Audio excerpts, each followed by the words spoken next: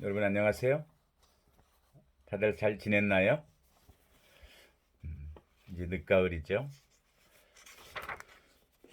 우선 여러분들의 내 이름을 몇 사람 불러보고 강의를 시작하도록 하겠습니다.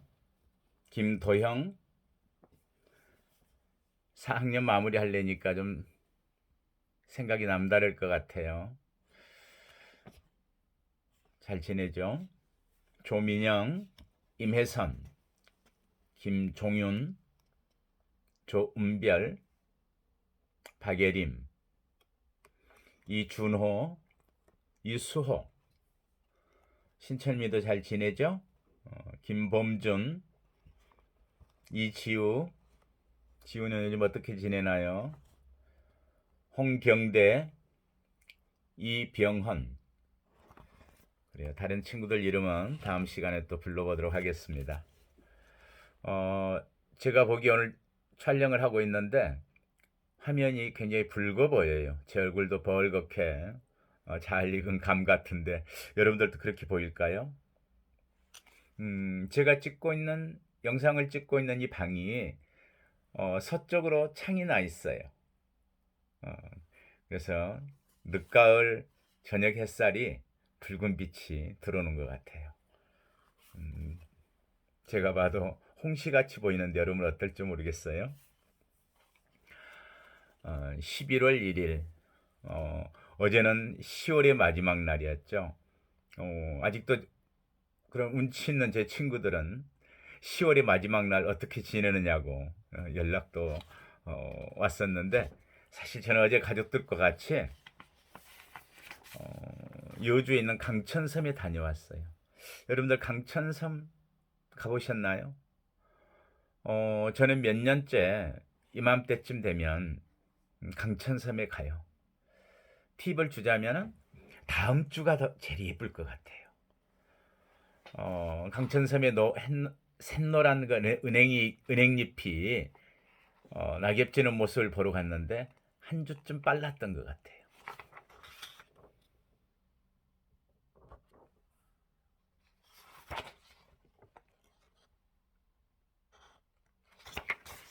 그래도 늦가을 분위기가 물씬 나죠? 음, 저는 개인적으로 이제 매 달이 시작될 때는 인디언 달력의 그 이름들을 살펴보는데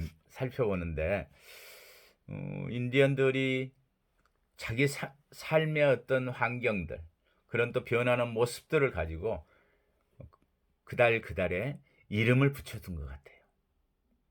한번 볼까요? 크리크족은 물이 나뭇잎으로 거머쥐는 달. 체로키족은 산책하기에 알맞은 달 그랬네요. 테와 프로블러족도 만물을 거두어들이는 달 그렇죠. 그쪽도 우리하고 좀 기운이 유도가 같아서 비슷한가 봐요.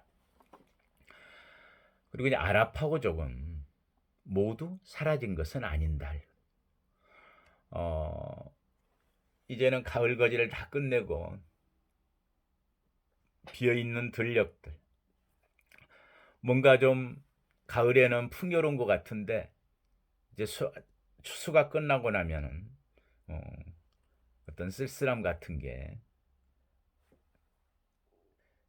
밀려들고 또 많은 것이 다 사라진 듯한 느낌이 드는데 말을 재밌게 붙였죠. 모두 사라진 것은 아닌 달. 그리고 키오와족은 기러기 날아가는 달 그랬어요.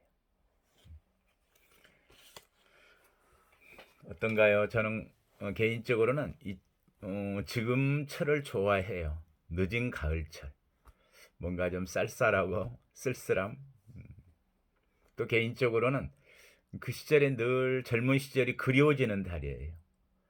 제가 11월 달에 군에 입대를 했었는데 당시에 가졌던 어떤 느낌들, 그때 가졌던 그 쓸쓸함이 지금도 있어요. 불안한 미래, 군대를 갔다 와서의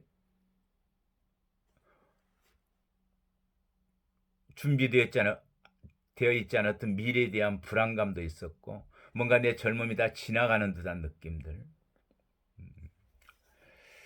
더구나 이제 축제가 끝나고 나면은 축구를 참 좋아했었는데 그런 그런 어떤 축제 분위기가 끝나고 친구들과 같이 이제 운동장에서 축구도 하고 이러다 보면 떨어지는 낙엽들 하나하나가 참 마음을 좀 쓸쓸하게 했던 그런 기억이 있습니다. 그래요. 아무튼 이 가을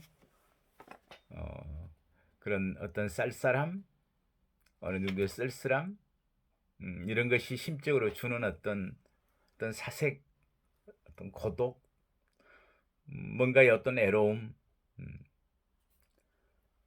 또 나름대로 그런 느낌이 좋지 않나요? 그래요.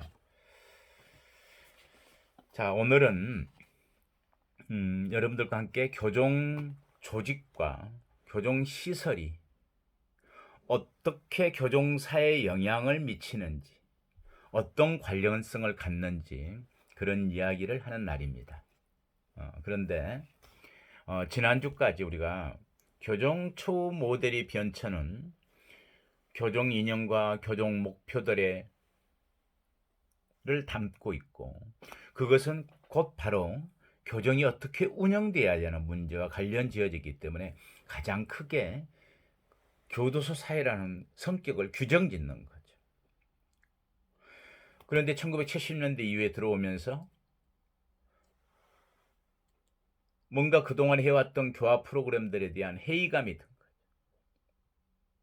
효과적이지 않았다.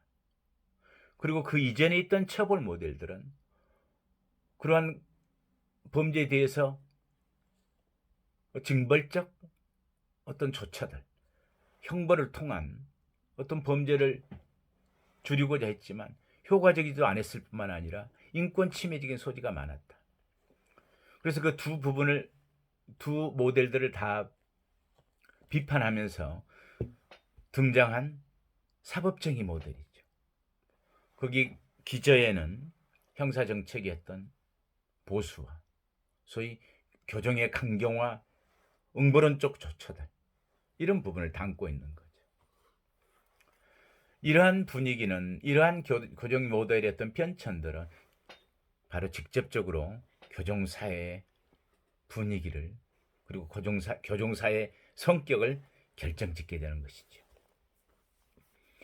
다시 한번 우리는 사법정의 모델에 대한 정리를 한번 하고 지나가는 게 좋을 것 같아요. 오늘날의 교정의 분위기에 가장 크게 영향을 미치고 있고 또 이 부분이 오늘날 여러분들이 교정학을 공부하는 데 있어서도 교정 사이론적인 부분만 아니라 교정학의 어떤 여러분들이 시험을 본다고 할 때라도 빠뜨릴 수 없는 부분이기 때문에 한번 정리하고 강조하고 넘어가려고 합니다. 자료를 한번 볼까요? 오늘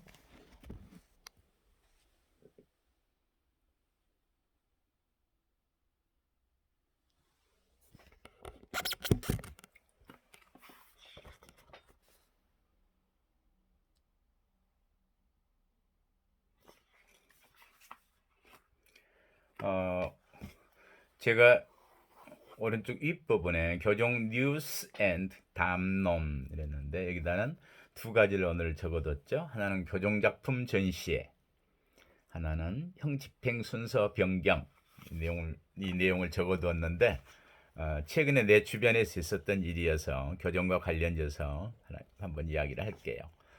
10월 28일이 교정의 날이어서 각 교정시설에서 교정작품을 수용자들 1년 동안 준비한 작품을 전시하는 날이죠.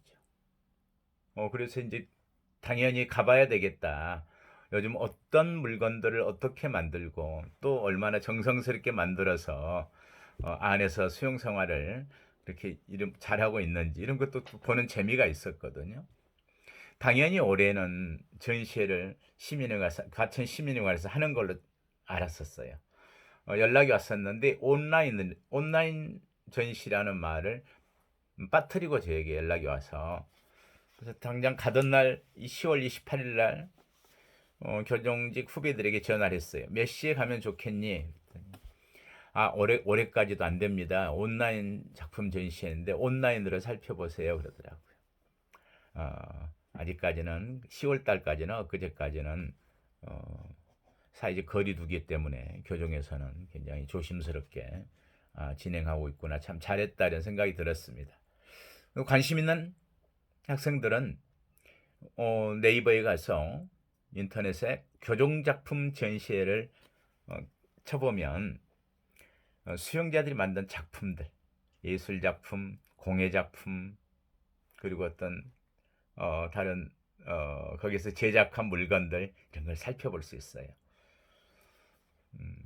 두 번째는 형 집행 순서 변경에 관한 것, 또 뒤에 신청 이렇게 제가 해두었는데 며칠 전에 천안 지원장을 하시던 분이 서울에서 변호사를 하고 계시는데 가끔 저에게 이제 교정에 관해서 좀 질의를 할 때가 있어요.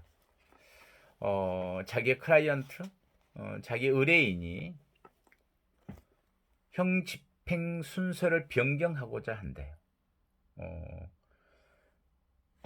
이를테면 본형을 받았는데 이번에 잘못해서 형을 받았어요. 그런데 그 전에 집행유예 기간 중에 어떤 범죄가 있었다. 그러면 그걸 또 집행해야 되겠죠. 그랬을 때는 본형이 1형, 그 다음에 두 번째 집행유예 기간의 형을 2형 그렇게 해요. 그래서 두 형을 합산해서 경비 등급도 정하고 처우의 내용도 결정하는데 문제는 이제 이 수용자가 쪽에서는 어느 게 나에게 유리할까? 좋은 쪽으로 이야기하면 내가 더 안정적으로 수용 생활하면서 더 열심히 생활할 수 있을까? 그런데 본형이 길고 본형이 3년이고 만약에 집행유예를 받았던 형이 취소된 형이 1년이라면 3년을 다 살고 다시 그 1년을 살아야 되잖아요. 자, 어떤 문제가 있을까요? 심리적으로도 형기가 짧은 걸 먼저 정리하고 뒤에 형을 살고 싶은 부분이 심리적으로도 있겠지만 실제 영향을 미치는 건 가석병에 관한 영향을 가장 크게 미쳐요. 1형, 2형을 다 살고 그 형을 합산한 집행유를 가지고 가석방의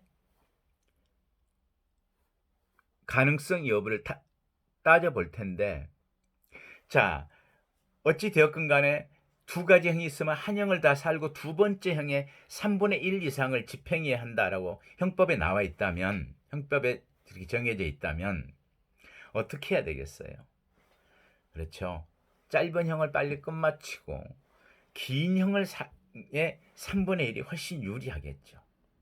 긴 형을 다 살고 나서 2형을 산다. 2형에서 가석방이 나가야 되니까 1형은 다 마쳐야 되기 때문에 일단 불이익이 있겠죠. 이랬을 때는 본인이 교도소 내에서 신청하거나 형 집행을 관장하는 검찰에서 형 집행 순서를 바꿔주는 거예요. 그래서 본인이 신청하거나 변호사가 신청할 수 있는데 자기 의뢰인을 위해서 형 집행을 변경해주고 싶다고 하는 거예요. 그렇다면 형 집행 변경에 관한 서류에 작성을 해서 검찰의 집행과에 신청을 하시면 심사에서 형 집행 순서를 변경해 줄 수 있을 겁니다. 이렇게 이야기를 해줬어요. 자, 이제 사법 정의 모델의 평가.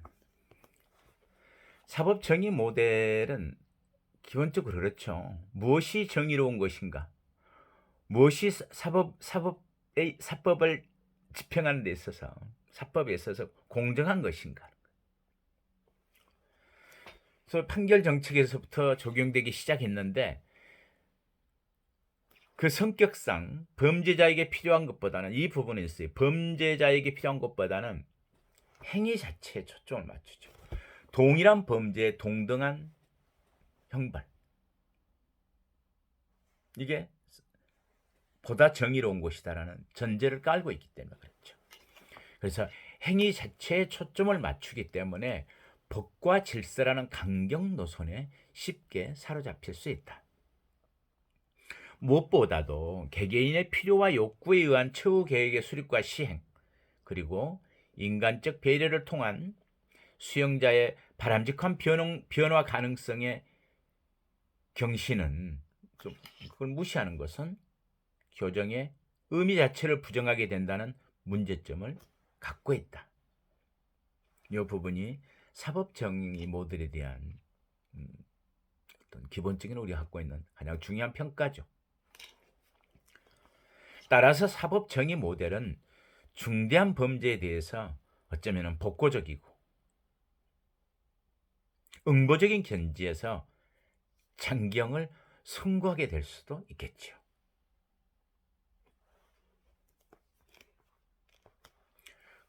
그런데 생각해 보세요. 위험성이 예상된다고 해서 현재의 행위와 형평이 맞지 않는 장경이나 부정경을 범죄자에게 예방 차원에서 부과하는 것은 옳지 않죠. 왜냐하면 위험성이라는 것이 자의적인 방법으로 규정될 소지가 있고, 위험성이라는 건 그렇잖아요. 미래에 대한 예측인데, 그리고 그 사람이 어떻게 변할지도 모르고, 또 그 위험성이라고 하는 범죄는 우리가 그 당시에 그 환경적 요인들 이런 것과 결합돼서 나타난 거기 때문에 다른 범죄에 대해서도 또 그렇게 위험하고 한 범죄를 저지를까, 다른 문제에 있어서도 라고 하는 부분에 대한 것은 예단에 불과하죠. 예측이겠죠. 그래서 자의적인 방법으로 규정될 소지도 있고, 또 정확하게 예측할 방법도 없지 않겠나요? 없지 않겠죠. 그리고 예방구금은 시민권에 대한, 인간 권리에 대한 명백한 위험일 뿐만 아니라 소위 구금의 최소화에도 반하는 것이다. 우리가 이렇게 사법정의 모델에 대한 평가를 해볼 수 있습니다. 그래서 사법정의 모델에 대한 비판을 요약하면, 첫 번째는 사회적 공평성에 대한 사회적 책임의 중요성을 강조하고 있다. 이 말은 뭘까요? 법 적용이, 법 집행이 공정해야 한다고 하지만은 사회가 공평한가요? 거기에 대한 중요성을 강조하고 있다.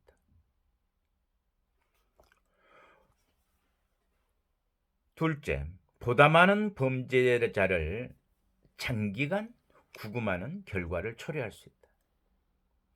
셋째, 엄격한 정기형 제도는 사법정의 모델에 있어서는 부정경 제도를 배제시키는 거죠.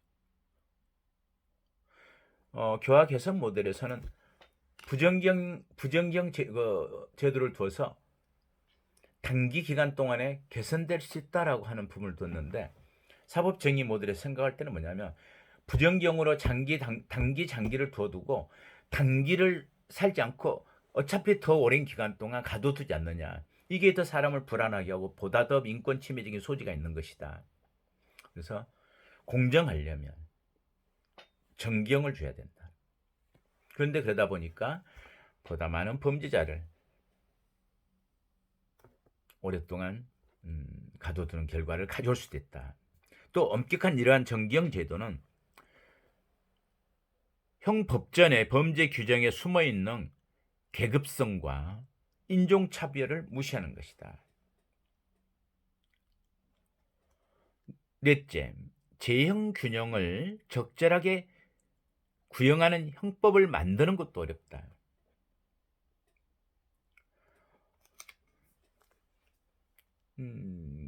그런데 이러한 비판에도 불구하고 정의 모델들은 또 몇 가지의 강점을 가지고 있죠.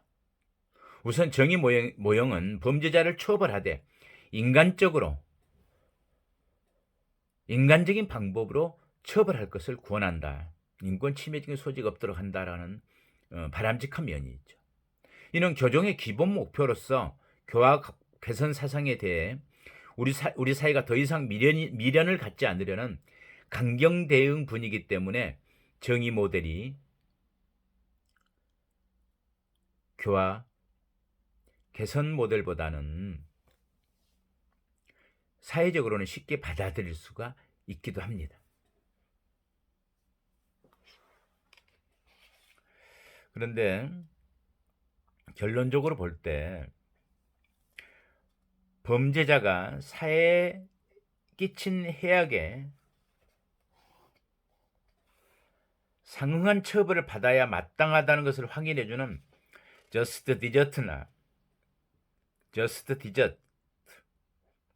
저스트 퍼니시먼트라는 개념이 사법정의 모델에서 치명적인 결함이 될 수도 있다. 범죄의 경중에 상응한 처벌이 양형에 있어서는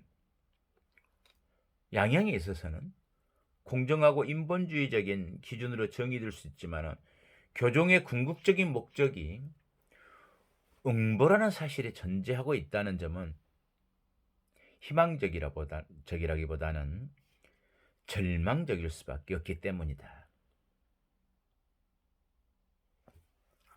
그래서 사실 동등한 범죄에 대해서 동등한 형벌이라는 이러한 그 이념은 수세기에 걸쳐서 사실은 존재하긴 했어요. 그렇지만 선진사회 형사정책을 지배하기는 해서는 안 되겠고 앞으로도 형사정책을 지배할 수 있을 것이라는 데에는 의문의 여지가 많다고 생각됩니다. 이게 사법정의 모델에 대한 평가예요. 여러분들이 사법정의 모델에 대한 등장 배경, 강점, 그리고 사법정의 모델에 대한 비판, 종합적인 평가와 정리, 이 부분은 항상 정리되어 있었으면 좋겠다.